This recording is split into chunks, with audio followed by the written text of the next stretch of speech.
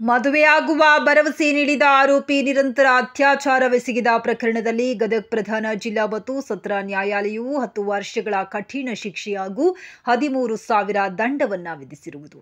ಈ ಪ್ರಕರಣದಲ್ಲಿ ಗಜೇಂದ್ರಗಡ ತಾಲೂಕಿನ ತಾಂಡಾ ನಿವಾಸಿ ಗುರುರಾಜ್ ಚವ್ಹಾಣ್ ಎಂಬಾತನನ್ನು ಅಪರಾಧಿ ಎಂದು ತೀರ್ಪು ನೀಡಲಾಗಿದೆ.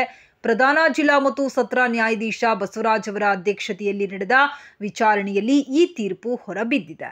2017ರ ಮೇ 17ರಂದು ಗಜೇಂದ್ರಗಡ ಪೊಲೀಸ್ ಠಾಣೆಯಲ್ಲಿ ಯುವತಿ ದೂರು ದಾಖಲಿಸಿದ್ದರು. ಆರೋಪಿ ಮದುವೆಯಾಗುವುದಾಗಿ ನಂಬಿಸಿ ನಿರಂತರ ಅತ್ಯಾಚಾರ ನಡೆಸಿದ ನಂತರ ಮದುವೆಯನ್ನ ನಿರಾಕರಿಸಿದ್ದಾನೆ ಎಂದು ಯುವತಿ ದೂರಿನಲ್ಲಿ ತಿಳಿಸಿದ್ದರು.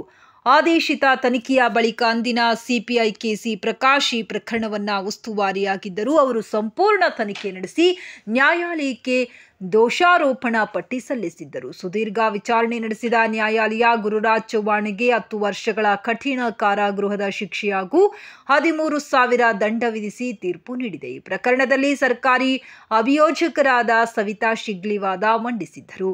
ನ್ಯಾಯಾಲಯದ ಈ ತೀರ್ಪಿನಿಂದ ಪೀಡಿತೆಯು ನ್ಯಾಯ ಪಡೆದುಕೊಂಡಿದ್ದಾಳೆ ಎಂದು ಅಭಿಯೋಜಕರು ತಿಳಿಸಿದ್ದಾರೆ.